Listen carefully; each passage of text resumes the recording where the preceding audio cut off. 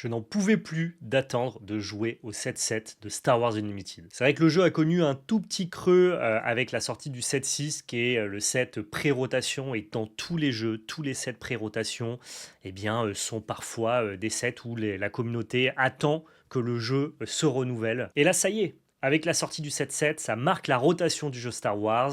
Tous les anciens decks que l'on a connus pendant pas mal de temps sont sortis et il nous reste maintenant un nouveau format tout neuf à découvrir et à explorer. C'est extrêmement hypant et j'ai vraiment hâte de me plonger dans Star Wars avec la sortie de ce 7-7. Le but de cette vidéo, c'est juste de vous partager mes premiers ressentis sur le jeu. J'ai eu l'occasion d'aller jouer à mon local game store à Star Wars. J'avais monté deux nouveaux decks, un deck Talzin jaune et un deck Jyn rouge. Et loin de moi l'idée de vous apporter des conclusions, mon échantillon et le nombre de games que j'ai eu à jouer étant bien trop faible pour ça, l'idée étant plutôt de partager les sensations que j'ai eues, ce que j'ai trouvé cool, ce que j'ai trouvé moins cool, ce qui m'a attiré dans ce 7-7 et ce que j'ai trouvé bien ou plutôt moins bien dans chacun des deux decks que j'ai joué. Bref, je vous partage un bout de chemin de mon aventure compétitive sur Star Wars, qui devrait culminer avec ma participation à un Planetary Qualifier à la fin du mois de mai. Avant de passer à la suite de la vidéo, je vais vous demander de laisser votre meilleur pouce bleu, partager dans l'espace commentaire, c'est important sur ce type de vidéo de pouvoir échanger, discuter, quelles sont vos premières impressions, qu'est-ce que vous avez joué, testé, ce que vous avez aimé, ce que vous avez moins aimé, on lit tous les commentaires et ça permet de créer de l'échange. Déroulez la description pour nous rejoindre sur tous nos réseaux sociaux bien évidemment. Et pour fêter ce début de saison compétitive, je vous laisse aller faire un tour sur labelcard.fr qui est notre site de vente de TCG en ligne.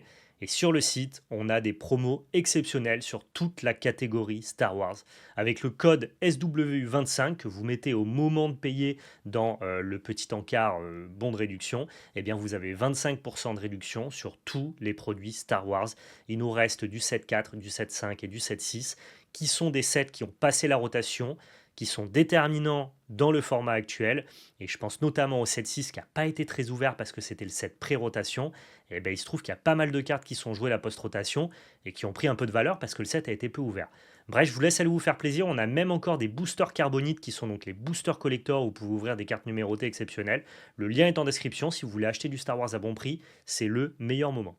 Je fais un big up à GameGenic, qui est notre partenaire accessoire sur la chaîne pour l'année 2026, et également à Card Nexus, qui est notre nouveau partenaire.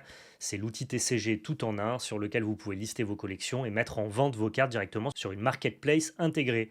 Et les joueurs de Star Wars, je vous vois venir. Pour l'instant, il n'y a pas Star Wars sur Card Nexus, mais vous inquiétez pas, c'est prévu, c'est annoncé dans la roadmap. Donc ça arrive bientôt. Comme d'habitude, tous les liens utiles dans la petite description. Il faut savoir qu'il y a un Planetary Qualifier, faut que je dise vraiment les termes parce qu'à chaque fois que je dis ProQuest, on attrape ma veste, la commu Star Wars. Je vous vois me reprendre sur les termes. Donc on a un Planetary Qualifier proche de chez nous pour une fois qui va passer donc dans ma ville à Toulon le 31 mai, le jour de la fête des mères, et je pense que je vais faire donc mon premier Planetary Qualifier. Ça passe dans ma ville, donc franchement je vais pas faire la fine bouche, j'ai pas à me déplacer. Je vais tenter l'expérience de ces tournois plutôt compétitifs. Moi je faisais plutôt mes tournois locaux et les Store Showdown, sur lesquels j'avais des résultats plutôt acceptables. Mais c'est une marche supplémentaire quand même, le Planetary Qualifier. Ça demande quand même un peu plus d'investissement, un peu plus d'engagement, un niveau de jeu quand même un peu plus élevé. Ça va attirer plus de monde, des gens qui se déplacent dans d'autres villes aux alentours pour aller chercher justement leur qualification, leur place qualificative avec ces Planetary Qualifiers. Ça reste un Planetary Qualifier du Sud, donc forcément le niveau sera plus bas que les Planetary Qualifiers du Nord. Je ne suis pas d'élu là-dessus. Mais je pense que c'est quand même une marche intéressante du compétitif de Star Wars à laquelle j'ai ma foi, envie de me frotter pour voir un petit peu ce que ça donnera. Donc, l'idée, c'est que jusqu'au 31 mai, il faut que je puisse tester un peu, alors pas tous les decks du format, mais 2-3 decks du format, savoir avec lequel je me sens le plus à l'aise, mais surtout savoir quels sont les bons decks. Parce que je suis pas assez investi dans le jeu, assez compétent, assez fort au jeu pour pouvoir faire un très bon résultat avec un deck un peu plus exotique, avec un deck à ma sauce. Donc l'idée c'est de net decker vite et bien, me fixer quand même rapidement sur ce que j'ai envie de jouer pour pouvoir ensuite connaître plutôt par cœur les patterns de play et les différentes textures de match-up pour pouvoir espérer, ma foi, faire un résultat décent. Voilà, j'ai pas d'attente énorme sur ce Planetary Qualifier de Star Wars Unlimited, mais j'aimerais bien, voilà, pas faire un résultat exécrable, au moins être en positif. Donc, ce stream marque le premier pas vers mon premier gros tournoi compétitif de Star Wars.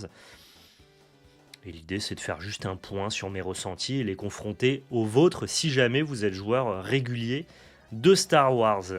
On va pouvoir regarder pour l'instant les premiers tournois qui ont été joués. Alors attention, c'est pas des Planetary Qualifiers, hein. Eux, ils vont arriver dans le week-end, dans les jours qui arrivent. Donc on va avoir tous ces retours-là qui vont nous donner un petit peu la qualité du format. Pour l'instant, on a pas mal de petits tournois à 23, 26 joueurs, 15 joueurs, 25, 36 joueurs. 82 joueurs pour le Special Tournament ici, qui sont les premiers retours compétitifs qu'on peut avoir de ce set numéro 7. Si on prend comme exemple le tournoi espagnol ici, on voit que le deck qui a gagné, c'est le deck Luke avec la base Datavolt. On a en finale un deck Force avec Obi-Wan Kenobi. Historiquement, les decks Force ont tendance à perdre contre les decks pilotes, donc c'est assez cohérent ce que je vois ici. On a Lando qui est un peu le nouveau leader, je trouve, en tout cas celui que je vois le plus dans les tops, le nouveau leader du set numéro 7, qui est une base jaune-bleu, voilà, qui va faire un power turn au moment où le leader se déploie, mais qui en side devrait quand même bien se faire attaquer parce que ça joue autour des crédits. On a pas mal de cartes qui peuvent empêcher les crédits de faire leur office. Donc j'ai l'impression que Lando, quand même, si c'est très attendu, ça m'a l'air pas trop dur à counter, mais je me trompe peut-être. Voilà, je me trompe peut-être. On a ici Boba Fett aussi en version neutre, ce qui est assez étonnant. Je pensais que ça allait être joué en version jaune. Et on a évidemment notre ami Vador, qui lui est quasi full power, hein, qui n'a pas perdu grand-chose à la rotation. Donc encore une fois, les decks pilotes, toujours à l'honneur dans ce méta post-rotatif. Au niveau des autres tournois, vous voyez, on a quand même beaucoup de tournois qui ont été remportés par Lando, hein. Ça a l'air d'être vraiment le deck qui a du gaz en ce moment. On a quand même quelques versions de Jyn qui tournent aussi. Je vous présenterai celle que j'ai jouée. On a Tobias Beckett, qui est le leader tricolore, hein, qui permet de jouer jaune, bleu, rouge, qui fait quelques performances aussi. Je vous mettrai le lien dans la description sur YouTube de ce site qui s'appelle SW-competitivehub.com, qui nous permet de référencer les premiers tournois compétitifs, hein. On voit Obi-Wan aussi qui revient assez régulièrement. On a Chewie qui s'apparente un peu au nouveau deck aggro, mais pas base aérienne, pas base pilote, aggro terrestre, quand bien même il doit y avoir des pilotes, je suppose. Voilà, on a Mertalzin ici qui arrive à accrocher la 8ème place de Stop 8 en base jaune. Je pensais que ça allait être plus fort que ça, et visiblement ça peine à s'imposer. Peut-être que ça sera bien dans une méta où il y a plus de deck force, plus d'Obi-Wan. Faudra voir. On a encore un Luke ici qui l'emporte avec cette fois-ci une base jaune. On a Jyn en seconde place. On a une Mertalzin ici. Beaucoup d'Obi-Wan dans les tops, hein. Ça a l'air d'être le deck force simple à assembler. En tout cas, on conserve toutes les bonnes cartes force bleues et vertes et ça donne un bon deck. Donc voilà, pour l'instant, le metagame, il ressemble à ça. Donc, si on résume, on est sur une base de deck pilote, notamment avec Luke plus qu'avec Vador. Les decks force qu'on connaissait déjà avant et qui sont toujours compétents, on va dire. Donc, Mertalzin et Obi-Wan. Obi-Wan pour le côté force héroïque et Mertalzin pour le côté force infamie. On a les nouveaux decks comme Jyn Erso, qui est quand même un deck assez agressif avec Aggressive Negotiation. Et on a le nouveau deck du 7-7, au même titre que Jyn, qui est donc Lando. On peut quand même regarder à quoi ça ressemble un deck Lando, en vrai. Ça peut être intéressant. Ça ressemble à ça. Je sais pas exactement comment le classer. Tu dirais que c'est quoi, Kawa, comme type de deck, Lando? Je sais que le plan, c'est d'accumuler des crédits pour pouvoir faire un power turn quand tu déploies et jouer notamment cette carte-là, hein, qui est un peu la très très bonne carte du set numéro 7, le Liberty, donc 9-7 Sentinelle. Ça a l'air d'être un peu mid-range late game, non? Je sais pas à quel point tu fais des races faciles. Je pense quand même que comme tu joues des Bo-Katan, des Liperty, tu vas aller en late game avec ce deck-là. Mais je sais pas pourquoi il est si performant et pourquoi on le voit autant. Qu'est-ce qui lui permet d'accrocher autant de top? Ça, pour le coup, j'en ai pas affronté à mon local et j'ai pas pu tester le deck non plus. Donc j'avoue que je manque d'insight là-dessus, quoi. Moi, de mon côté, au niveau des decks que j'ai testés, je vous dirai un peu quelles sont mes sensations. J'ai testé une version donc Djinn rouge qui nous permet de jouer la nouvelle carte agressive négociation avec une base multi-aspect, ce qui nous permet du coup de splasher off-color des cartes vertes et des cartes jaunes qui viendront être bonifiées par des cartes du nouveau set comme Zeb qui est récompensé à avoir des cartes d'autres aspects sur le board. Donc c'est un leader base qui fonctionne bien. Le plan, c'est qu'à chaque fois qu'une unité rebelle meurt, on paye 1 et on regarde le top 3 de notre deck, on prend une carte, on la met dans notre main. Donc ça nous permet de faire du card advantage à chaque fois qu'on perd une unité. Donc on est plutôt incité ou à prendre des trades ou alors si on se fait trader, eh ben, on va pouvoir transformer ce trade en une ressource positive. Et le fait d'avoir beaucoup de cartes en main va être valorisé par des cartes de notre deck, que ce soit agressive négociation ou alors le Hammerhead. Donc c'est un deck que j'ai bien aimé, qui a quand même une orientation agressive parce que ça joue agressive négociation dont on parlera tout à l'heure. Mais j'ai trouvé aussi que je pouvais très bien me comporter comme un deck contrôle. Ça a été le cas notamment contre les decks pilotes comme Luc que j'ai affronté, où j'ai juste pris le parti de méticuleusement détruire toutes ces unités, autant que faire se peut, notamment parce qu'on a des cartes rouges et bleues qui sont des très bonnes cartes de destruction ciblée. Et ça s'est bien passé comme ça. Ouais. J'ai pas cherché à le race, j'ai plutôt cherché à le contrôler. Et ça a fonctionné en tout cas contre Luc. J'aime pas Lando, je vais avoir du mal à défendre le deck. Je parlais de Boba 4 pour la base neutre. D'accord, ok. Ça marche pour les plus 4 HP. Salut Boba, merci beaucoup pour le sub. Donc voilà, Djinn avec cette base-là, j'ai eu des sensations intéressantes. J'ai eu par contre la désagréable impression que le deck pouvait absolument pas battre les decks force, que ça soit Talzin ou que ça soit Obi-Wan. Je me suis senti un peu derrière contre Talzin et énormément derrière contre Obi-Wan. Trop difficile de le race parce qu'il a beaucoup trop de sentinelles, que ça soit Chirrut ou Captain Tifo. Et le late game est tellement pas pour nous avec ses Yoda, avec ses Kellerenbeck, avec ses Bo-Katan pour certains qui le jouent. Donc j'ai trouvé que le deck était bien contre probablement des decks plus contrôle avec lesquels on va pouvoir quand même générer du CA et passer en dessous. Plutôt bien contre les decks pilotes, mais je l'ai trouvé assez faible contre les decks force. Je sais pas si c'est à l'équilibre de vos retours sur le chat, je veux bien les avoir. Au niveau de mes drop 2, on joue forcément Caris. Ce que j'aime bien avec ce deck-là, c'est qu'on joue que des bons drop 2. Le Chio qui est bien staté et qui nous permet de piocher, donc valoriser notre plan de jeu. Le Body Rook qui est vraiment pas mal non plus. Et enfin, le anti-upgrade qui me semble être hyper important en ce metagame. Parce que on va en manger des pilotes, évidemment. Ici en drop 3, on n'a que Ezra. Vous allez voir qu'on a beaucoup de drop 3 qui sont des unités aériennes, notamment pour pouvoir ou prendre l'espace en fonction de certains match-up, ou alors pouvoir trade le space contre les match-up les plus agressifs. On a pour moi la meilleure carte du deck, c'est Kanan Jarrus. Vous allez vous dire, ouais, mais elle n'est pas de la couleur de ton héros, donc tu ne devrais pas pouvoir la jouer. Et c'est là où la base multi-aspect rentre en compte. Une fois dans la partie, je vais pouvoir jouer une carte d'un aspect différent de mon deck gratuitement, en ignorant le contre-coup. Et donc ça nous permet en fait, dans la curve, au tour 4, de faire Kanan Jarrus. Et pour le coup, c'est trop fort. J'ai trouvé la carte délirante. C'est un gain de tempo qui est parfois... duquel tu reviens pas, quoi. Et en plus de ça, la carte, elle va être bonifiée à terme par des cartes comme Zeb, qui, elle, est bien dans les couleurs de notre deck, mais qui va infliger plus de dégâts que les 3 dégâts initiaux, si jamais on contrôle une unité verte ou jaune. Vous allez voir qu'on a aussi des unités vertes, mais du coup, tu as vraiment une curve un peu débile où tu fais Kanan Jarrus tour 4 dans Zeb tour 5.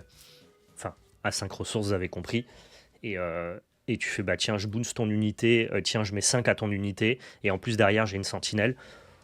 C'est assez pressurisant comme pattern. J'avais un Galen Erso. On a 3 raies que je trouve très médiocres. Quand tu l'as en main, ça part souvent en ressources. C'est juste staté normalement et ça n'a pas d'effet. Disons que son seul intérêt, c'est qu'il fonctionne avec le leader, parce que quand tu pioches cette carte-là, c'est un peu comme Miracle, la Magic, tu peux la montrer, la déclarer, et mettre 2 à une unité, 2 à une base. Comme tu sélectionnes sur le top 3, tu as de grandes chances de trouver Rey, mais ça veut dire que c'est elle que tu dois prendre en main, alors que parfois tu as envie de prendre juste une interaction ou une carte plus puissante.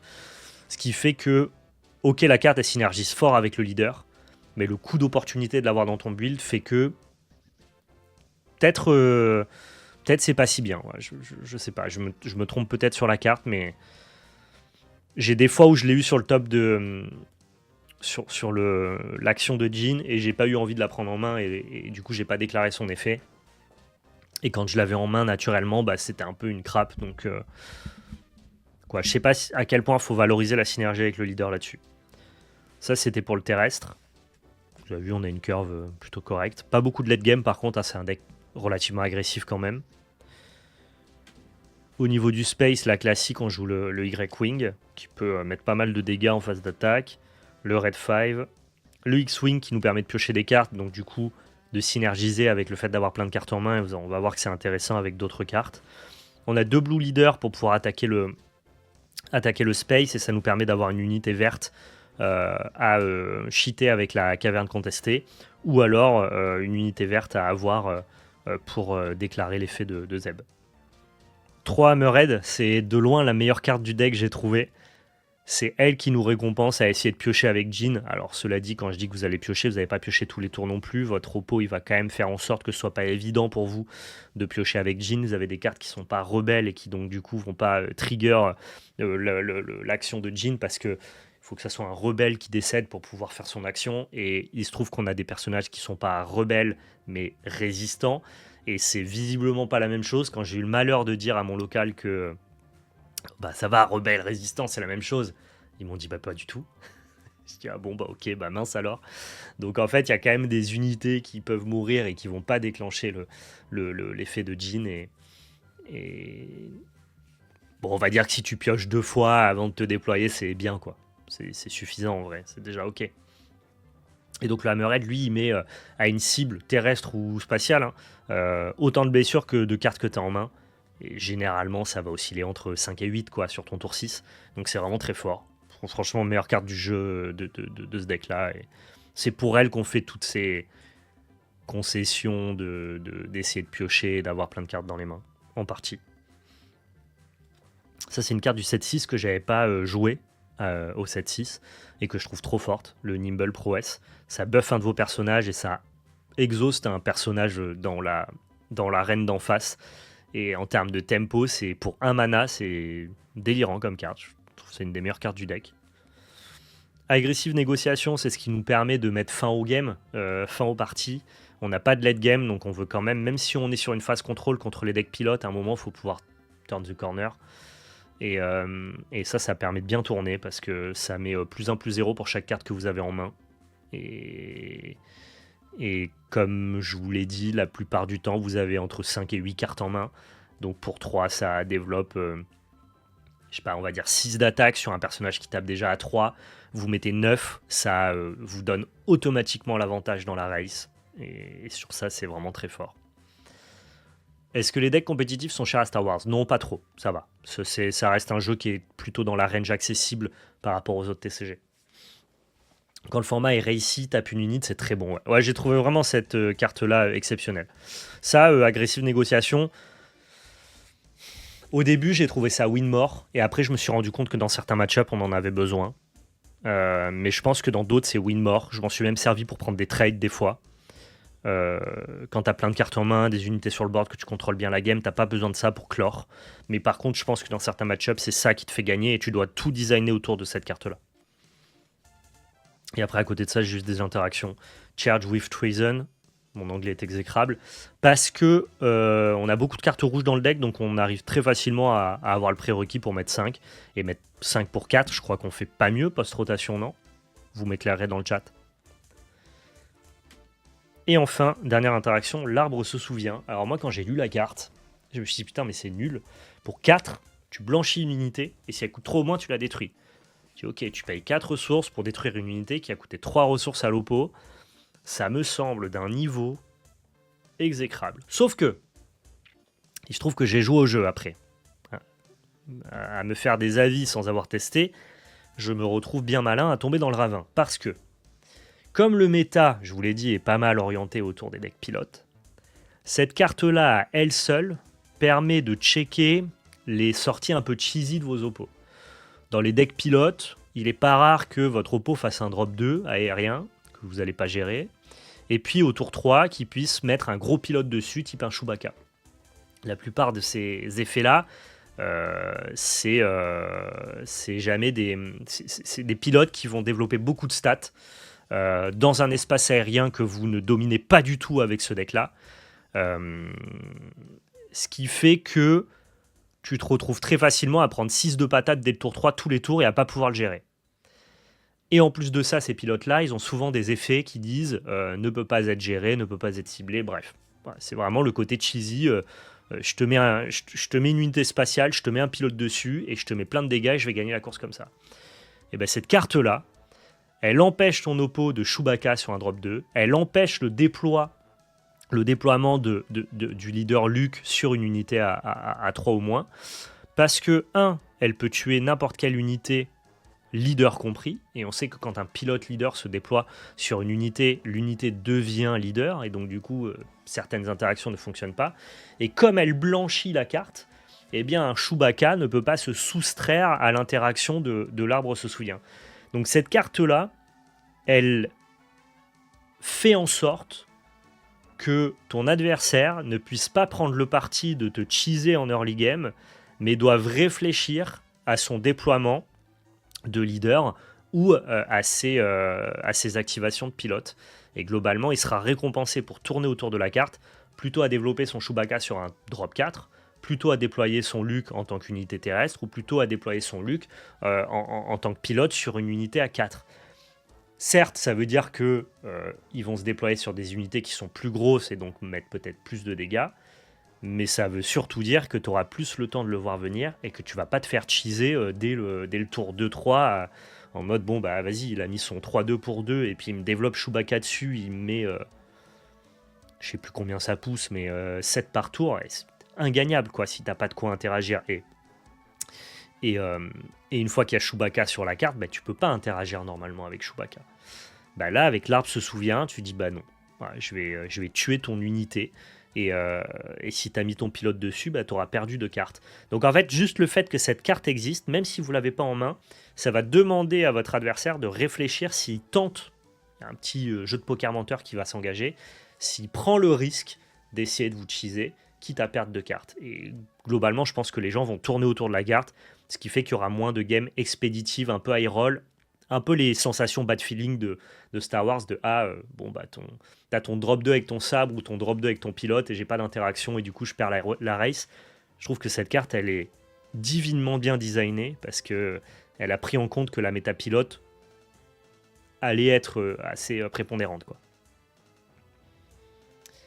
Pour agressive négociation, l'existence de la carte te force à tourner autour, elle incite indirectement à trade des unités qui auraient pu être létales.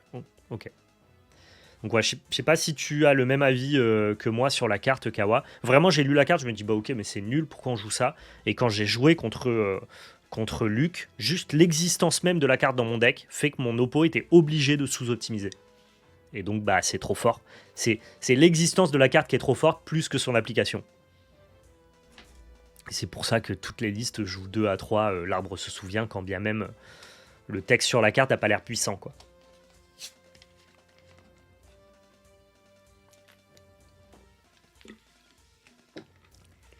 À préciser que quand vous mettez un pilote sur une unité, l'unité ne prend pas le coût de mana du pilote. Hein. Elle conserve son coût en mana initial, sinon ça ne fonctionnerait pas.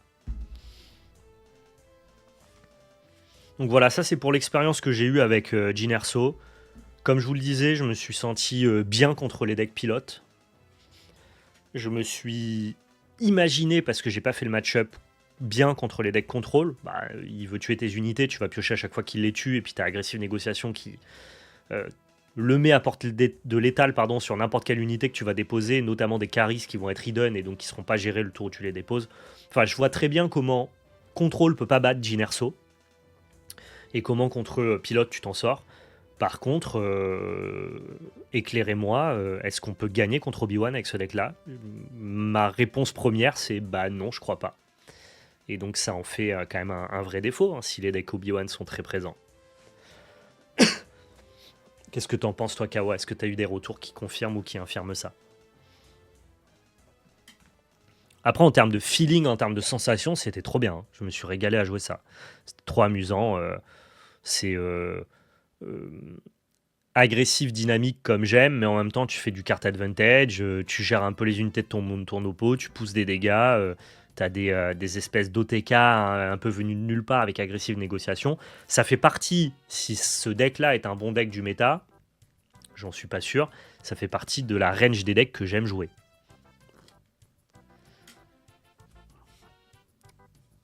Le problème, c'est que Obi-Wan et Talzin, ça perd contre Pilote. C'est pour ça qu'on a une espèce de méta intéressante. Et je sais pas où Lando se place au milieu de ça. C'est ça qui me frustre un peu.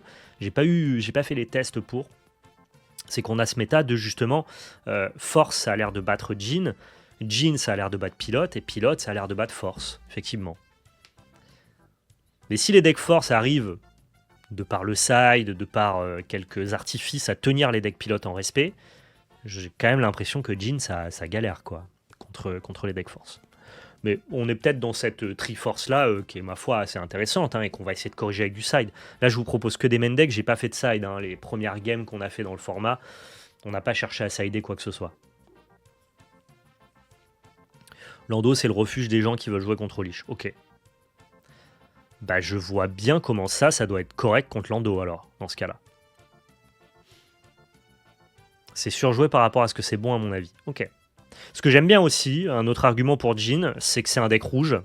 Et que les decks rouges, c'est des decks qui ont naturellement une facilité à avoir des anti-upgrades.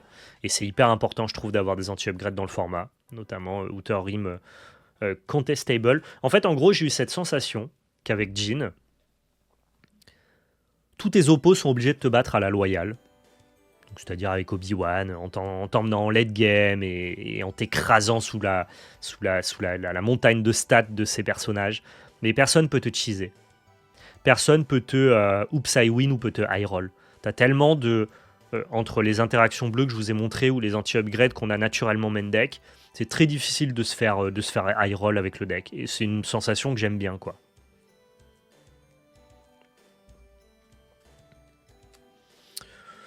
Voilà pour les premiers retours. Encore une fois, je le précise, disclaimer, hein, mon échantillon est d'une faiblesse. C'est-à-dire que c'est même plus un échantillon, c'est une goutte dans l'océan du hive mind de Star Wars Unlimited. Et donc probablement que certaines choses que je vais vous dire dans cette vidéo seront peut-être contredites dans les commentaires. Et n'hésitez pas à le faire pour justement nous apporter vos retours, votre expérience. Là, je vous partage plus mes pérégrinations dans le début de ce format compétitif plutôt qu'une vérité absolue. L'idée, c'est plutôt de chercher ensemble et d'essayer de décrypter un petit peu ce qu'on trouve et ce qu'on déduit du format, quoi. Voilà. Mère Talzin, je me suis dit, bon, je vais monter un deck force. J'ai hésité entre Obi-Wan et Talzin et je me suis dit, bon, j'ai beaucoup joué force héroïque dans les sets précédents, notamment au 7-5. Testons un deck force infamie au deck au set numéro 7. En plus, comme au tout début du format, je voyais beaucoup de gens jouer Obi-Wan, être très hypés, et historiquement, pour ceux qui ont joué au 7-5, Talzin, c'est un bon deck contre les autres decks force. C'est le deck force qui bat le miroir. Donc voilà, je me suis dit, s'il y a beaucoup d'Obi-Wan, ça a l'air d'être plutôt pas mal. J'ai décidé de partir sur une base jaune juste parce que j'avais envie de tester une autre couleur que la base rouge qu'on connaît déjà avec Talzin. C'est pas impossible que le rouge soit meilleur pour notamment les raisons que j'évoquais pour Jin, avec notamment l'anti-upgrade. C'est pas un deck agressif, Mère Talzin, à la différence de Jin. On va pas jouer des agressives négociations, même si on jouait rouge. On va plutôt la jouer tempo, voilà, mid-range control. On va quand même aller un peu plus en late game, on va jouer des grosses unités. Et en jaune, je crois que, mais vous me contredirez peut-être, hein, que la seule vraie bonne raison de jouer jaune, bon, allez, on va dire qu'il y a 2 bonnes raisons de jouer jaune. Et encore, je suis même pas persuadé que ce soit de très bonnes raisons. C'est ça, Mais surtout, ça. Voilà. Je crois que si Shen Fury n'existait pas, on n'aurait quasiment aucun intérêt à jouer jaune plutôt que rouge. J'ai voulu tester jaune parce que je voulais de la nouveauté pour ce set numéro 7 et que j'avais très envie de tester la magnifique légendaire l'étranger du 7-7. Mais je ne suis pas particulièrement convaincu que ça soit la meilleure mouture. Voilà, ça, il faudra en débattre, il faudra faire un peu plus de game pour le savoir. Mertalzin, très simple. Quand on attaque, notre base fait que quand on attaque avec une unité force, on gagne la force. Et quand on utilise la force avec Talzin, on met -1/-1 à une unité adverse. Ça nous permet de prendre des trades favorables, ça nous permet d'économiser un peu de points de vie. C'est très simple de proc la force tous les tours et d'utiliser la capa de Talzin tous les tours. On va prendre le board, réattaquer, récupérer la force facilement et prendre les trades adéquats. Au niveau de ce que je joue, bon, j'ai net decké, j'ai pris des listes sur internet, donc forcément il y a peut-être des choses qui sont pas exceptionnelles. Des tailles SF de suprématie. J'ai trouvé cette carte. Attendez, je cherche le bon terme. Nul à chier. Oui, c'est ça le bon terme. J'ai trouvé ça exécrable. Je sais pas pourquoi c'est dans la liste. Enfin, si, je comprends pourquoi c'est dans la liste. On n'a pas d'unité aérienne dans Talzin.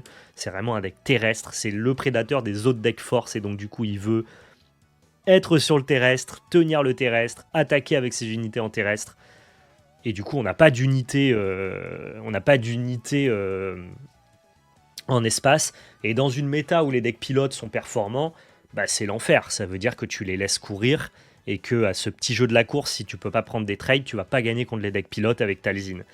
Donc, par concession à ces decks pilotes-là, on joue des 3-3 sentinelles pour 3, mais qui sont nuls à chier. Ça ne marche même pas bien contre les decks pilotes, je pense. Ça doit peut-être avoir quelques applications contre des jeux pilotes un peu swarm comme Vador, peut-être, parce que ça va te tenir sur 2 unités. Ça va faire du 2 points. Mais sur des decks pilotes qui vont avoir des 3-4 pour 3, ou même ne serait-ce que contre Jhin qui va pouvoir prendre l'aérien avec des 3-4, bah, cette carte-là, elle est sous-statée, elle est vraiment naze. Donc, de mon expérience, la carte était nulle. Je pense qu'on pourrait la passer dans le side pour si on affronte Vador, par exemple. Et qu'il vaut mieux accepter d'avoir un match-up nul à chier contre pilote, plutôt que de mettre des cartes nulles qui vont être pas très bien dans les match-up pilotes et qui auront quasiment aucune application dans les autres match-up. Donc, voilà. Je vous montre la liste que j'ai jouée. Mais franchement, ça, jouez pas. Je vous le dis. J'ai fait les tests pour vous. Ça dégage. Maintenant, la vraie liste. On a donc les sages discrets parce que c'est une unité protégée avec la force. Ça vous permet, c'est hyper important de générer la force au moins une première fois pour pouvoir rentrer un peu dans cette boucle de je génère la force, je l'utilise, je la génère, je l'utilise. Et donc tu veux des drop 2 qui ou ont beaucoup d'endurance pour pas se faire trade, ou alors sont protégés pour pas se faire trade. On a le plus mauvais drop 2, donc il est qu'en 2 exemplaires, mais je pense que c'est pour avoir un ratio de drop 2 assez conséquent, qui peuvent générer la force. En fait, Mertalzin, tu veux forcément un drop 2 force dans ta main, sinon le deck tourne pas. Donc tu vas jouer tous les drop 2 bien statés, protégés. Lui, il est hidden, mais il y a quand même des séquences où si tu es sur la draw, bah, il se fait trade parce qu'il a que 2 d'endurance. Tu le joues sur la draw, il est protégé au tour où il est protégé, mais ton oppo commence sur le tour 3, il vient te le trade et tu peux pas avoir la force. Donc la carte est nulle. Je sais pas si on a besoin de la conserver ou si les ratios de drop 2 suffisent avec Caris et avec Traius. Parce que si Traius, Caris et Sage Discret, 9 itérations dans un deck de 50 sur une main à 6 avec un mulligan total, peut-être que ça suffit et qu'on n'a pas besoin de site assassin parce que j'ai trouvé la carte nulle, quoi. Genre, si t'es sur la draw, t'as pas le droit de la jouer. Peut-être que même, il faut juste la sortir quand t'es sur la draw et tu la conserves quand t'es sur le play. Ou tu la rentres quand tu es sur le play. Et dans ce cas-là, tu te donnes plus d'options sur le play. C'est souvent mieux de jouer une unité non force qui stick, genre Krennic. Ouais, par exemple. Donc, si t'as assassin, j'ai trouvé ça nul, pareil. Je suis content de les avoir sur le play parce qu'elle se fera pas trader, mais exécrable sur la draw, quoi. Alors que elle, au tour 3, ton oppo, il a quasiment aucune option pour venir trader ça. Enfin, si, avec une agressive négociation, par exemple, il pourrait. Mais bon, ça veut dire qu'il en a passé une. Voilà. Ça, en tout cas, c'est les ratios non négociables. Tu es obligé d'avoir autant de drop 2 qui génèrent la force. Maintenant, sur les drop 3, on a Shin Hati, que j'ai trouvé très bien. C'est une unité qui va très facilement générer la force. Elle est hidden le tour où tu la joues et elle est shieldée pour plus tard. Ça prend bien les trades, ça rentre bien les dégâts dans la base. Et puis ça génère la force tout simplement. Donc très très bonne carte. Autre carte pourrie du deck, voilà, je vous le dis, j'ai testé pour vous, c'est nul. Darstraya, ça tape K2 pour 3, mais ça a 5 de défense. Par contre, en attaque, tu peux ready une unité leader. Enfin, une non-unité leader, donc un leader non déployé. C'est théoriquement pour pouvoir faire 2 fois l'action de Talzin et donc du coup mettre -2/-2. Mais ça veut dire que tu as déjà la force, que tu utilises la force, que tu as pu attaquer pour régénérer la force, que tu fais Darstraya pour détaper ton leader. Mais il faut qu'elle soit en attaque, donc ça veut dire que tu la set-up le tour d'avant. Bref, c'est tellement long, complexe et alambiqué qu'on va trouver juste une unité qui stick et qui a un impact sur le board. J'avais acheté les 3 en foil en pensant que c'était trop bien et en tout cas dans les faits, à aucun moment je n'ai réussi à séquencer ce que je voulais avec Mertalzin. Donc peut-être que sur le chat vous m'invaliderez, vous me direz ah non t'es fou, c'est trop bien, ça marche trop bien, ça fonctionne trop bien, c'est trop cool avec Talzin. Moi dans les faits c'était tellement compliqué, enfin on est dans un méta qui... Genre, les decks sont power quoi, ça joue vite, ça court, ça... t'as pas le temps quoi de faire des Darstraya. Pas le temps du tout.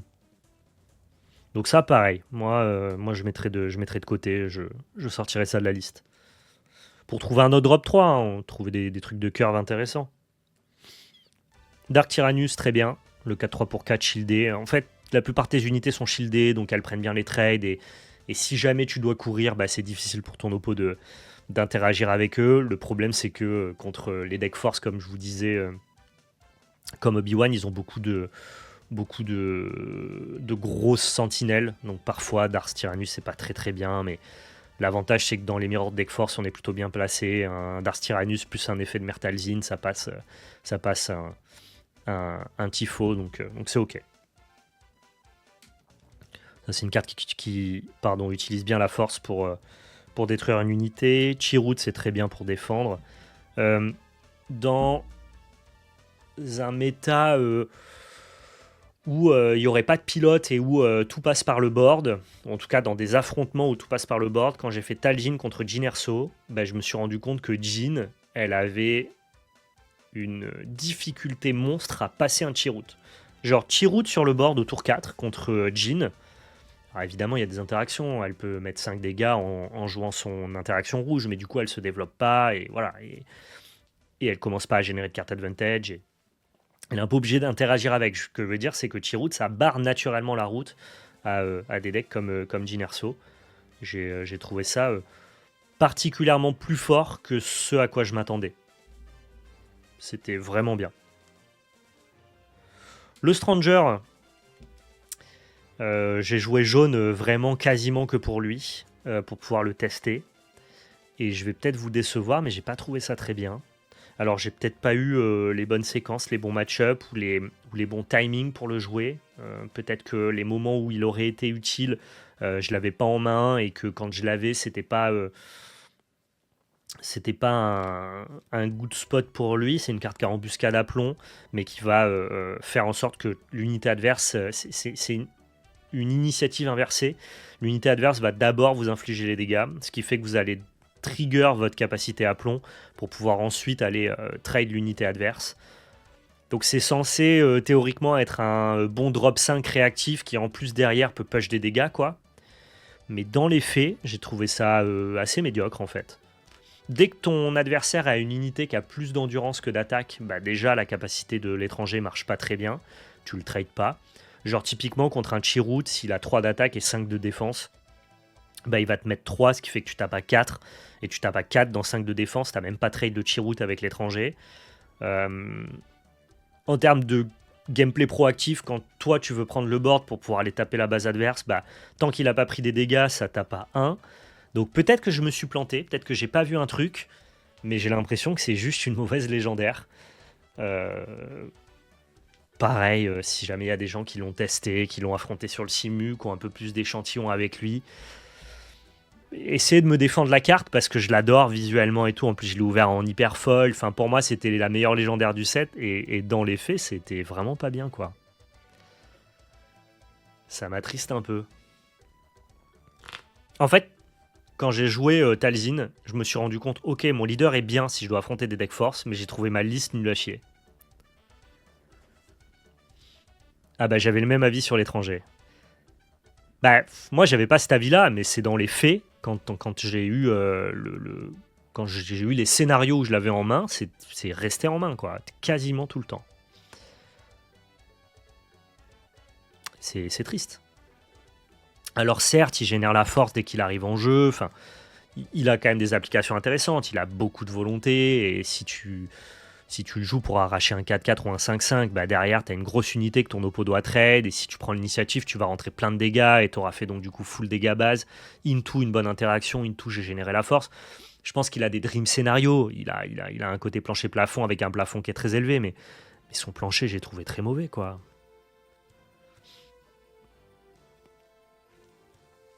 Donc voilà, si quelqu'un veut le réhabiliter, moi pour l'instant il est out de la liste. Donc là, je vous ai mis de côté tout ce que je sortais de la liste pour l'instant, et il y a quand même pas mal de cartes à sortir, à tel point qu'à la fin, s'il n'y a plus de cartes jaunes, on va peut-être jouer rouge, je pense. J'ai mis un Anakin, bah, pour rentrer toutes ces daubes-là, j'ai dû faire des cuts à droite à gauche, et bah, du coup j'ai cuté dans les Anakin, qui finalement auraient été probablement meilleurs qu'un étranger, parce que il a cette volonté de vouloir impacter le board, mais en plus de ça, le tenir et rentrer des dégâts, donc peut-être qu'il fait un peu mieux que ce que ferait un Stranger.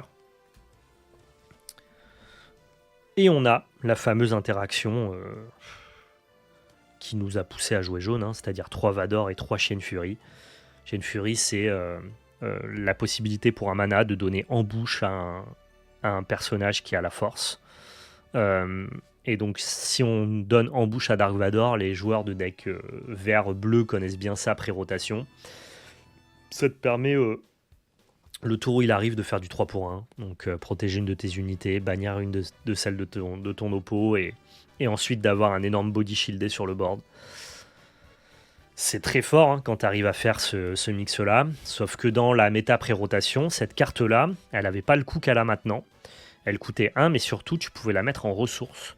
Et du fait que tu puisses la mettre en ressources et la jouer en contrebande, bah, elle ne te collait pas à la main. Là, le problème, c'est que tant que tu as Vador en main, mais que tu n'as pas Chien Fury, ou tant que tu as Chien Fury en main et que tu n'as pas Vador en main, bah ton play Oops I Win, parce que oui, l'impact que ça a sur le board de Vador Chien Fury, c'est quand même pas négligeable. Ça peut te faire gagner la game on the spot. Mais ça a un coup d'avoir l'un sans l'autre, quoi. C'est vraiment une pièce A plus B, dont tu peux pas te séparer tant que tu n'as pas les deux en main. Là où, à la base, la version verte qui donnait en bouche à une carte, bah, tu la mettais dans tes ressources, quoi. Donc il n'y avait pas ce coup d'opportunité de devoir garder la carte en main. Et donc, au même titre que l'étranger, est-ce que le Dream Scénario vaut le coup d'opportunité d'avoir la carte dans ton deck quand le Dream Scénario n'est pas présent, quoi? Est-ce que c'est facile, statistiquement, d'assembler Shen Fury Dark Vador? Moi, sur les 4-5 games que j'ai fait avec Mertalzin, je ne l'ai jamais fait de ma game. J'ai eu souvent Vador, j'ai eu souvent Chien Fury, mais j'ai rarement eu les deux dans le timing au tour 7 pour pouvoir faire mon play et découper l'oppo, quoi. Donc pareil, bonne idée sur le papier, peut-être pas bonne idée dans l'application. À voir, je sais pas. Ensuite, on arrive donc sur les interactions, donc condamné qui est trop fort. On a tellement de cartes noires-bleues à montrer que c'est littéralement une condamnation, quoi. N'importe quelle unité que tu vas condamner, globalement, elle va plus bouger. Ça pousse ton oppo à devoir faire un anti-upgrade. Sachant qu'on a d'autres équipements dans le deck, notamment des sabres laser de l'assemblée. Ça peut être ok de faire passer une anti-upgrade sur ça. T'auras gagné du temps dans le pire des cas. Très bonne carte. On a Beguile qui fait un peu office de nouveau Wily. Les points de bascule, bah, parce que quand t'as la force, c'est la meilleure interaction du jeu. Hein, ça détruit n'importe quelle unité non leader. Qu'importe ses stats, qu'importe... tu vois, quand tu as une Bo-Katan en face ou un énorme destroyer, bah, tiens, pour 4 points de bascule, ça dégage. Un Hammerhead, par exemple. Et c'est bien. Et No Glory, parce que, pareil, c'est une très très bonne interaction. Alors, on n'a pas d'interaction contre les leaders, mais globalement, on a un board qui trade assez facilement. Et puis Talzin, une fois que c'est développé, pareil, ça permet de mettre des marqueurs et donc de prendre facilement les trades sur les leaders de l'oppo. Donc je crois que c'est ok. Et enfin, sabre de l'assemblée, parce que y a des games où tu as envie de cheeser ton oppo. Hein, quand tu peux faire Caris into sabre de l'assemblée, mon unité elle tape à 6 au tour 3, si ton oppo il est pas réactif, qu'il n'a pas une interaction qui est capable d'attaquer, en tout cas qui est capable de mettre 7 dégâts ou un anti-upgrade pour péter le sabre, il va se prendre 6 par tour, et 6 par tour tu gagnes les races. La meilleure cible je trouve c'est cette carte là. Quand tu mets le sabre sur Shin Hati, tu te retrouves avec une 6-5 protégée qui tape à 8.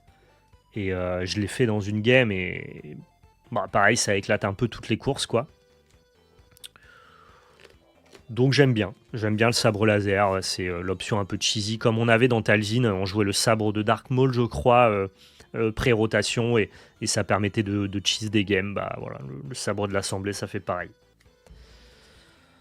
Donc ça, c'est pour toute la base du deck que j'ai trouvé fonctionnelle et correcte. Mais globalement, c'est la base bleue, pas la base jaune. Et ça, c'est tout ce que j'ai trouvé discutable dans le deck. Au niveau des match-up et de l'orientation, comme je vous l'ai dit, dès que ça joue terrestre, dès que ça joue force, dès qu'il s'agit pour l'oppo de devoir attaquer pour générer sa force, ou voilà, en tout cas de passer par le board, jouer des unités sentinelles et tout ce qui est un peu base Obi-Wan, Jin et compagnie, j'ai l'impression que Talzin se positionne très bien dans ces match-up là. Par contre, je pense que le deck est incapable, et je pèse mes mots, incapable de gagner un match-up pilote, quoi. À moins qu'on ait des cartes de side très orientées. Je sais qu'il y a une carte qui dit que pour 7, on détruit tout l'espace aérien. Ça peut être très bien contre Vador, par exemple. J'ai l'impression qu'en tout cas, on a besoin de ça. On a besoin de hate spécifique en side pour que Mer Talzin puisse exister dans un méta aérien, quoi. Donc voilà pour les 2 decks que j'ai testés, avec mes petits retours, que vous jugerez pertinents ou non dans les commentaires. En tout cas, moi, c'est une petite base pour commencer à avancer et choisir mon deck. Il faut quand même que je me positionne assez rapidement pour pouvoir participer au Planetary Qualifier de ma ville. J'aimerais bien me fixer dans pas trop longtemps, histoire d'avoir le temps de jouer tout le temps le même deck. Et donc, j'ai besoin d'avoir vos retours sur Internet, de regarder un petit peu les tops de tournois et de mettre un peu de volume pour me faire aussi mes propres idées. Donc, point fort de Jin, les autres decks pilotes et les decks contrôle. Point faible, tous les decks force, tous les decks terrestres. Point fort de Mer Talzin, à l'inverse, tous les decks terrestres. Point faible, tous les decks pilotes. Faut voir un petit peu. Enfin, si un de ces 2 decks-là est un bon choix, ça dépendra du coup du metagame. Il y a un côté méta-call. Ça m'a pas l'air de surnager ou d'être meilleur que tout le reste. En tout cas, pas dans les versions que j'ai proposées là. Il y a peut-être des meilleures versions à trouver, encore une fois. C'est probable que Mer Talzin soit mieux en rouge, de ce que j'ai l'air d'en conclure.